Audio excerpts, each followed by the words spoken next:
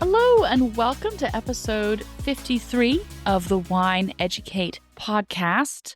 On our Thursday episodes this summer, I'm answering your questions, and I use SpeakPipe to gather your questions, and Liz has left me a question, so here she goes. Hi, Joanne. This is Liz in New Orleans. I'm really enjoying your podcast, but I have a question. After I've established that a wine has the potential for aging, how do I know how long to age a wine for and when it's ready to drink? Thank you, and I can't wait to hear more episodes. Thank you, Liz. I think that is such an excellent question. You might be having bottles in your house. Someone told you it's a special bottle. Maybe it's a birth year bottle, and you're supposed to hold on to it, right? Because it's special. Well, for how long? Really great question.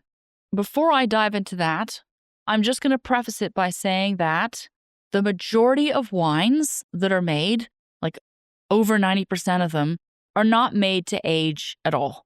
They're meant to be enjoyed within a year or two of bottling. So when in doubt, the wine that you have probably, unless someone told you, oh, this is a special bottle, you have to hold on to it, you probably could drink it relatively soon. So let's look at what makes a wine age-worthy, the key concepts. And this ties in really nicely to a lot of WSET theory and tasting.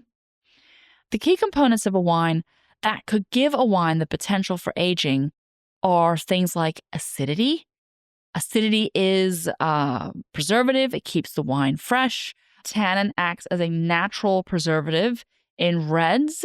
This is why folks started to do orange wines in the first place, because they could see that the skins help to protect the wine and preserve it. So wines that are really high in tannin are going to have the potential for aging. Think of Bordeaux, and they really need some time in that barrel, in the bottle, in order to soften those tannins to become better integrated and more enjoyable.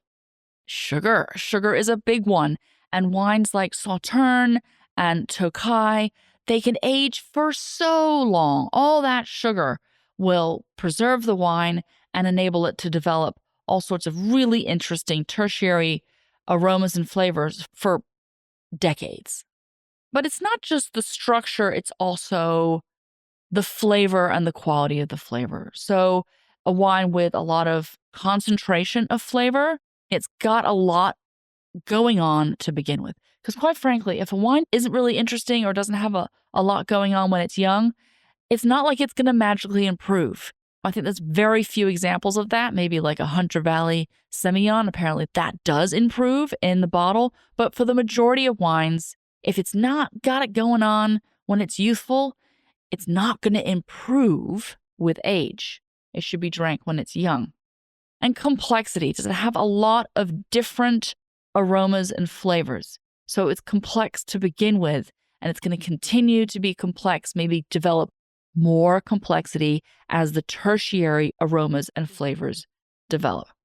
How long a wine can age not only is important, but it's got to be stored properly, right? If you have a wine that is not in a cool, constant temperature, not in a dark environment with moderate humidity and no light, all the things a bottle needs in order to age gracefully, well, even if it has the components and the potential for aging, if it's not properly stored, it's going to age faster and not necessarily in the best way. So be mindful if you have these special bottles and you don't have a really good place to store them, you may want to enjoy them sooner than later. Also, when bottles leave the vineyard, they go off on their own journey. So even though they're brothers and sisters, you're all from the same vat, and you get bottled together, you get put in separate cases and shipped off to different places. And the storage would be different, and there might even be some bottle variation.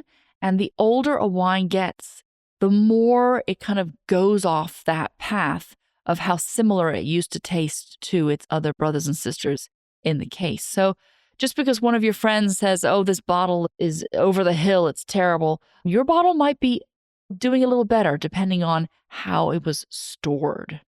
So there are some tools and strategies out there to give you a bit of information to help you make a decision as to when you should be opening your special bottle.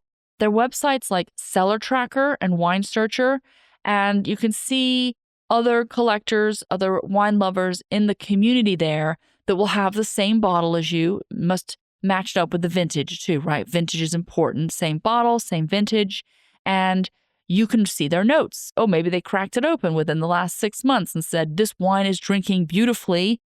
Drink now. Or maybe they opened it and said, could use more time. Maybe it's going through a phase where it's a down phase. We call it a dumb phase. It's not doing so well. Give it another year. Give it another 2 years. That's a really good benchmark for you to give you a gauge as to how much longer you should be holding on to your bottle. I know this is not really available to many of us, certainly not available to me, but if you can buy more bottles, maybe, if you could, 6 bottles or a case, I know I'm pushing it there. But if you have many bottles of the same wine and can cellar them properly, it's really interesting to taste them over time. Maybe every year, every other year, you crack open the bottle, see how it's developing. You can have your tasting notes, maybe a book, or maybe you've got it organized in a spreadsheet, and you can see how the wine is developing. And then you can be that person who goes on to CellarTracker and says, this bottle is drinking really well now, and help out other folks that may be sitting on a bottle or two, not knowing when they should be opening it.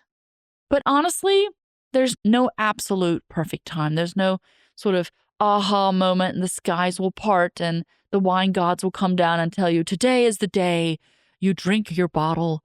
Unfortunately, that doesn't happen. It'd be really cool if it did. You ultimately need to decide when it's right for you. I've definitely opened up bottles that still had potential for aging.